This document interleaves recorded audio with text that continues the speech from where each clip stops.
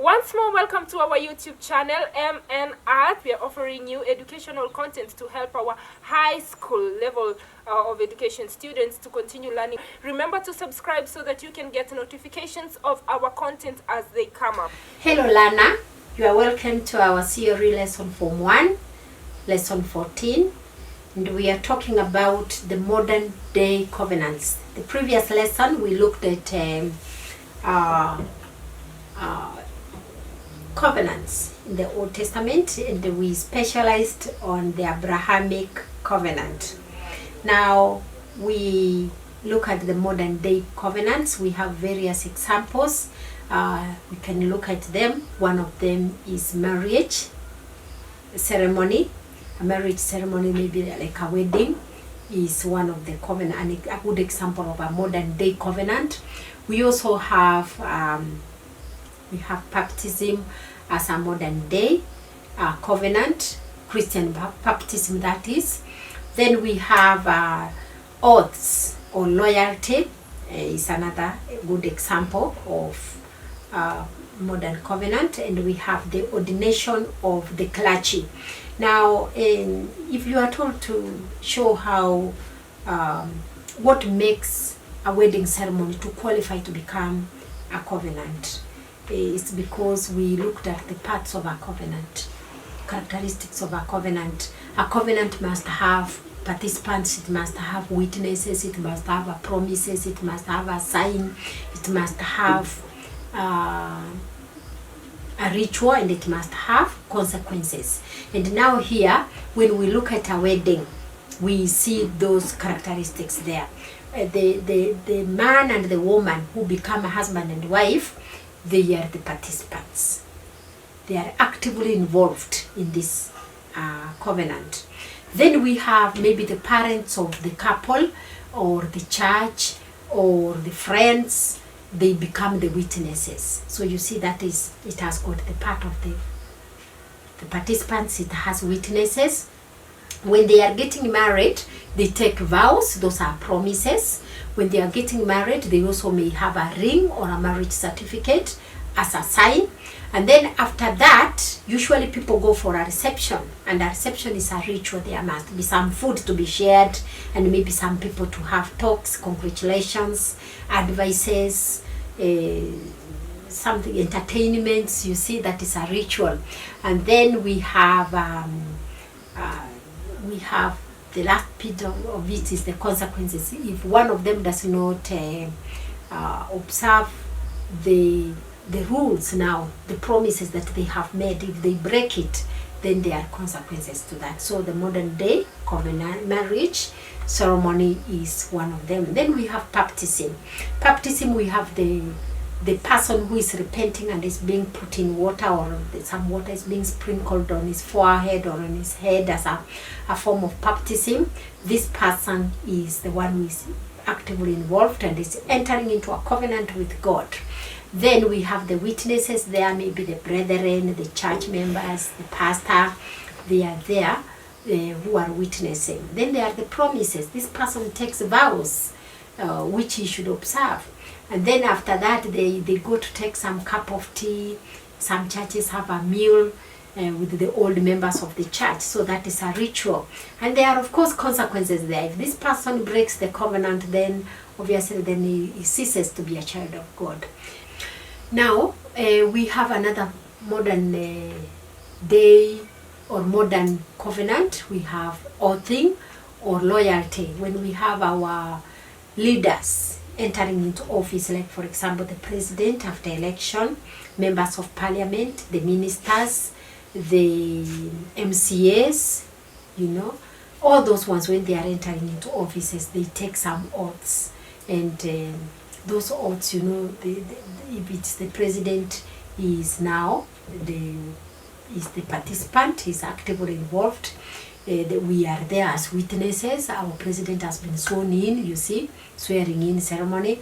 Then we have the promises that he makes to take care of the nation and the citizens. You see, that's a very beautiful example of a modern day covenant. Then we shall talk about another example of a covenant is what we call the ordination of the clergy. Like we have the nuns, whom we call the sisters, we have the priests, we have the pastors. Whenever they finish their training, they go through some form of oathing, because now they are starting the service to serve God. So those are the modern day examples of covenants. Now we move down and we talk about what is so important about the covenants, the importance of the covenants. Number one, they act as a security to the participants. You see, it's a security. That covenant is a big security to the, like for example, marriage. Nobody will come and take away the woman. The husband will fight because he owns her. The wife will also not allow anybody to come and tamper with her marriage. So it acts as a security. It strengthens the relationship between the participants of whichever type. The relationship becomes very serious. You can imagine of somebody who went to the church in the public and this person was swearing, you see, in the public. You see, that one, it becomes more serious with that relationship. If somebody who is being put in water to become a Christian, then he says, no, me, I was baptized, so I don't live in that world again.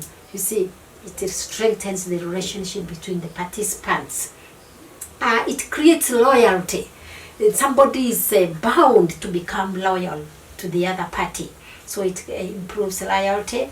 It creates peace and harmony, and it also makes them to have a sense of permanency. Nobody wants to go through such a thing, such a kind of activity twice or thrice. Every time so and so is carrying out a wedding, you know, it might not be so good. So what is here is that it creates a sense of permanency. Somebody feels like, I went through that once and that was enough. Then it also binds the different groups or the participants.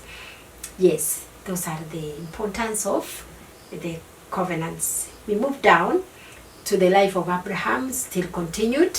We are talking about God tests Abraham's faith, testing of Abraham's faith. How did it happen? That after God had given the promises, he promised Abraham of a son, and indeed God gave Abraham a son and they called him Isaac. Now after Isaac had grown up and he was a big boy, Abraham loved him, and God now appeared to Abraham and told him that I want you to give me your son, the only child that you have, as a sacrifice to me. And God told him where he was going to give Isaac as a sacrifice, on Mount Moriah, which was some distance away, some 3-day distance walk to that mountain. So Abraham prepared to go and sacrifice his son. He took his son, of course, as the most important item of the sacrifice. He took Isaac, and then he carried the wood, firewood, then he carried live coal, live charcoal, and he went with his servants. And they walked. On the 3rd day, they saw Mount Moriah in their sight. They saw it in some distance.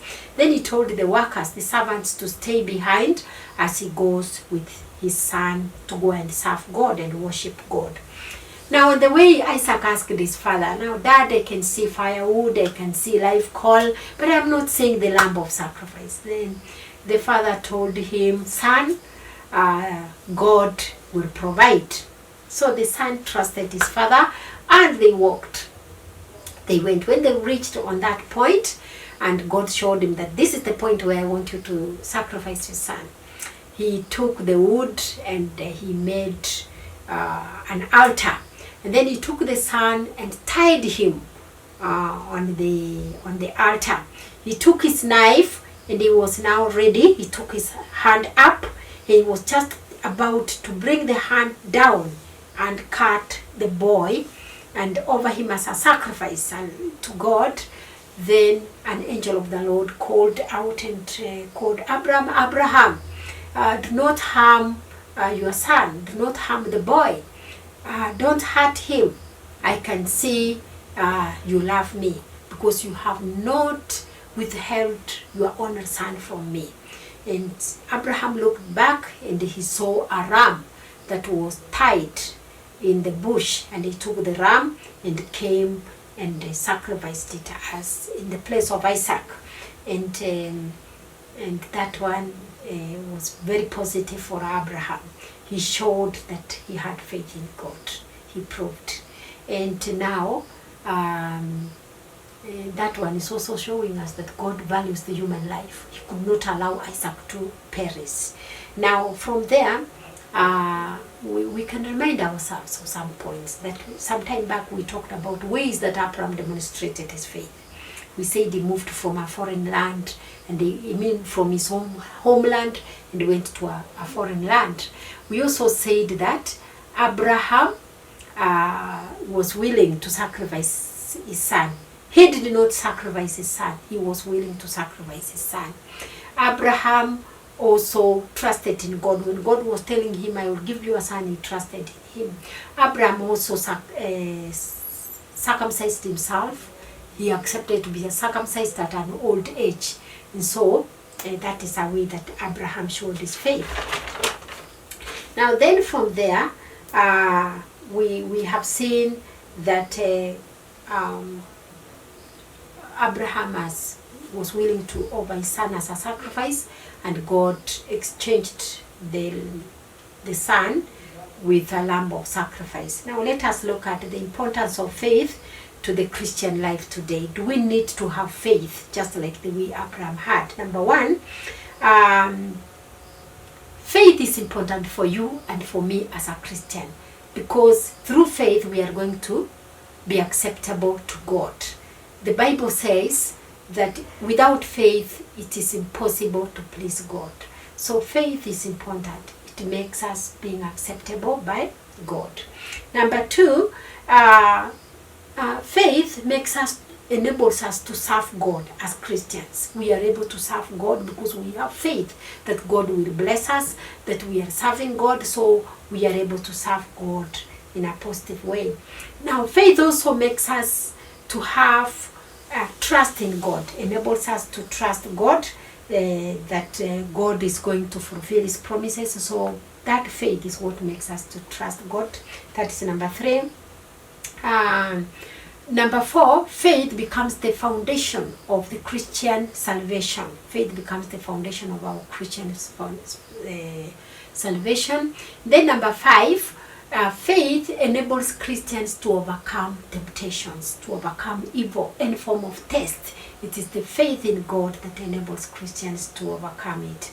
Then we also learned that faith enables Christians to serve the poor, serve the needy, give offerings, give tithe to God, all those. It is because of the faith that they have in God. Now we move down, we saw that Abraham, when he was entering into a covenant with God, he was asked by God to be circumcised. So we have, that was the beginning of the Jewish circumcision rite. We also have ours. Yes, Africans carry out circumcision. So we are going to look at the Jewish circumcision rite that was found in Genesis chapter 17 from verse 1 to 16. Genesis 17, 1 to 16.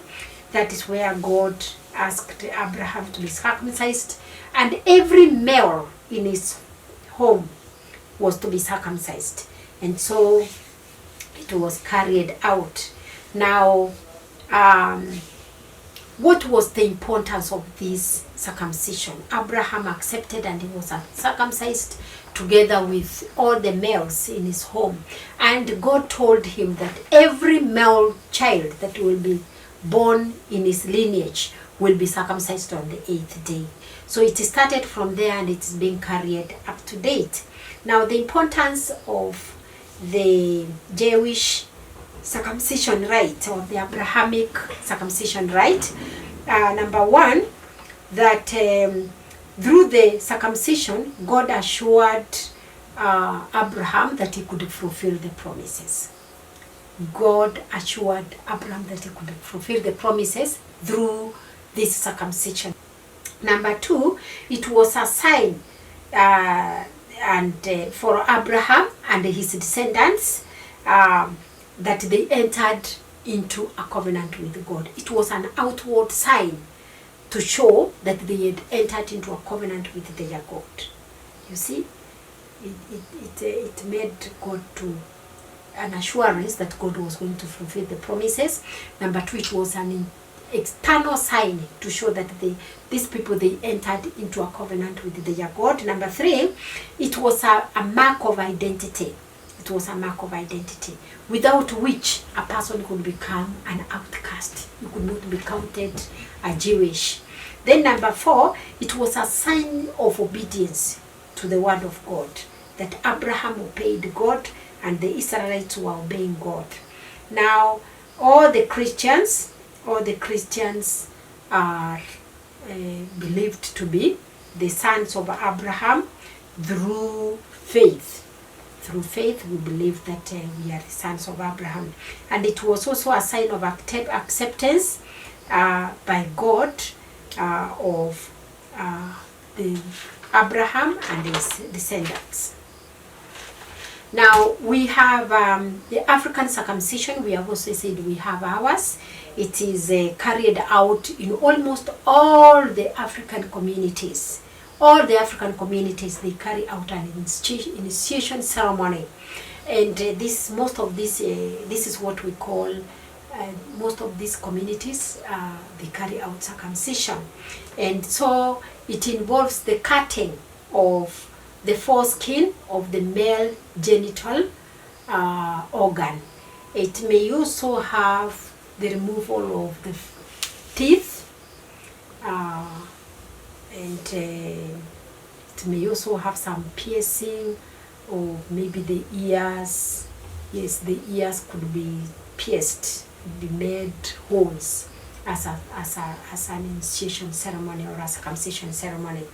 Now, so we can comfortably say that Africans carry out circumcision and the Jewish. So we look at the two of them, similarities between the two circumcision rites, the Jewish and the Africans. So we say in both, blood shed was involved. When somebody is being removed the teeth or is being circumcised, some blood is shed. So it involves blood shedding in both. In both, it was done on the male children, of course. The African circumcised their males, so it was done on the male children. Number 3, it was a sign of identity, without which somebody was counted an outcast. In any community, if somebody does not observe that right, then he's counted as an outcast. Number 4, it was a ceremony that was done and in a sacred place. They were done in sacred places by specialists. It was not done by anybody. It was done by a specialist.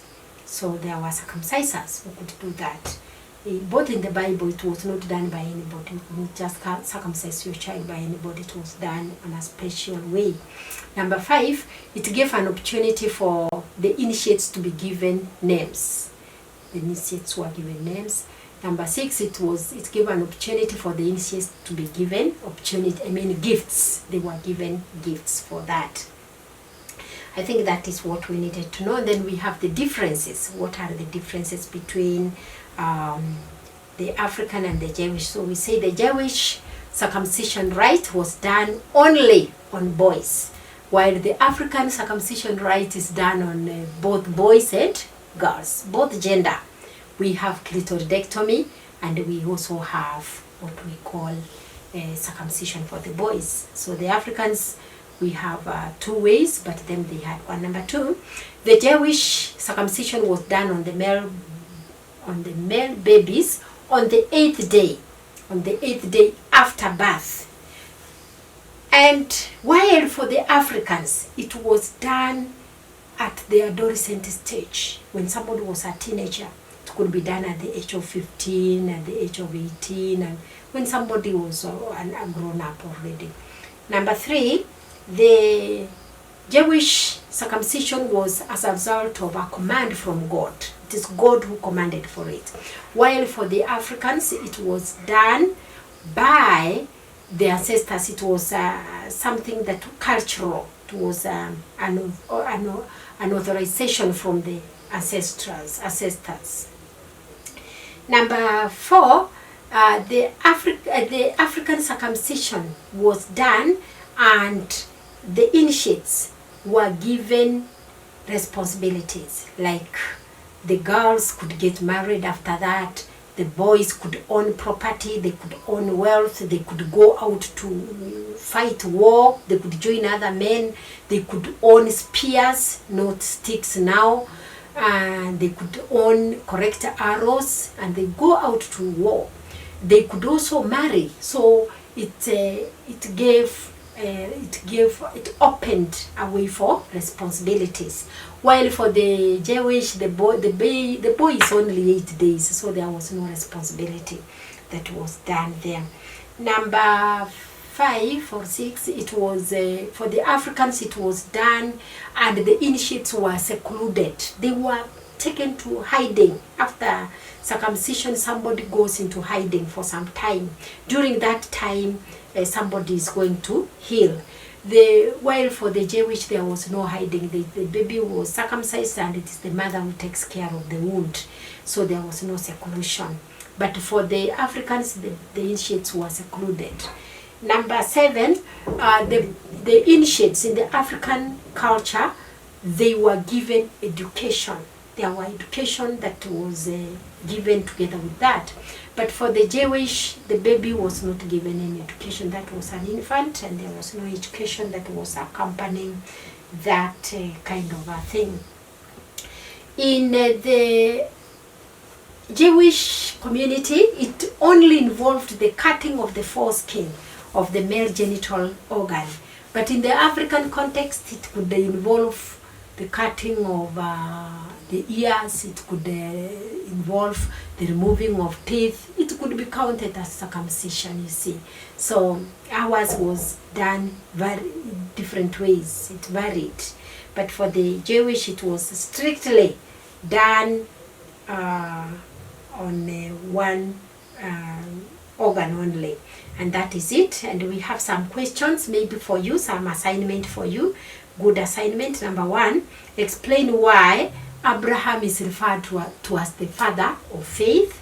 Number 2, state God's promises to Abraham. Number 3, compare and contrast the Jewish and the African circumcision rites. Give the importance of faith to the Christians today. And the last one is that state the modern day type of covenants. And that is the end of our lesson. Remember to subscribe so that you can get the notification of the lesson as it comes up. We are grateful that you found time to learn with us.